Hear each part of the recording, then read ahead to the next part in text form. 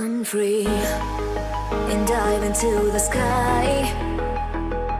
Hear the wind crying out its prayer.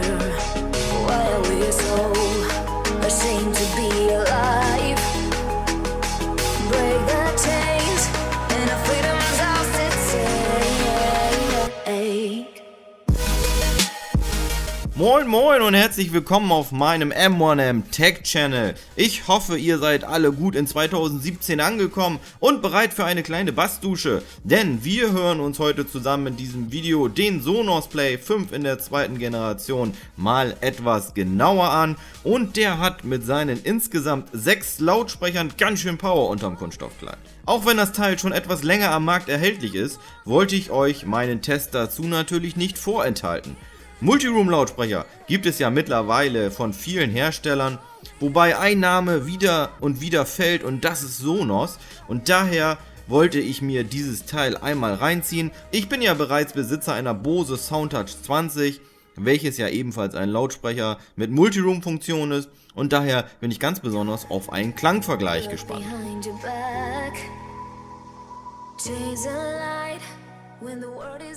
Der Play 5 ist der größte Lautsprecher der Sonos-Familie, und das beweist er auch schon beim Auspacken. Das Teil ist einfach ein echter Brocken und mit 6,4 Kilo auch echt richtig schwer. Die Verarbeitung ist einfach makellos, das Design ist sehr schlicht gehalten, wirkt dadurch aber auch richtig elegant. Die abgerundeten Formen gefallen mir hier ganz besonders gut. Der Lautsprecher ist durchweg minimalistisch gehalten, hinten das Stromkabel dran und dann kann es auch schon losgehen. Die Einrichtung über die Smartphone-App ist kinderleicht und einfach super schnell erledigt. Da kann keiner irgendwas falsch machen, wird richtig gut beschrieben. Zum Klangtest muss natürlich wie immer meine Spotify-Playlist herhalten. Der Sonos wird hier sofort am iPhone 7 erkannt und kann ausgewählt werden. Aber nun genug der Worte, Sonos, jetzt musst du abliefern.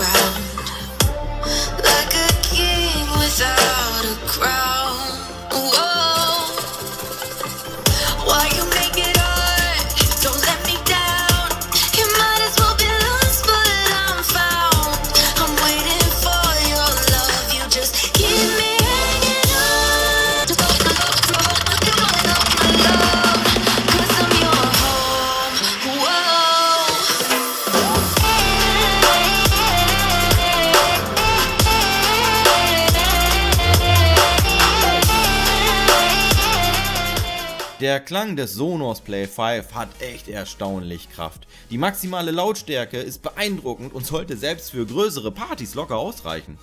Der Ton kann jederzeit über die App angepasst werden, und wer ein richtiger Bassliebhaber ist, der wird hier von der Play 5 voll bedient. Denn das Teil hämmert die Bässe nur so um die Ohren und verliert gefühlt bei keiner Lautstärke an Kraft. Klanglich hat mir der Sonos Play 5 sogar besser gefallen als meine Bose Soundtouch 20. Und da war ich eigentlich schon relativ angetan von. Ich werde euch dazu im nächsten Video einfach mal einen kleinen Vergleich präsentieren, und dann könnt ihr euch selbst mal ein Bild machen, was da für Unterschiede im Sound sind oder was euch vielleicht auch besser gefällt.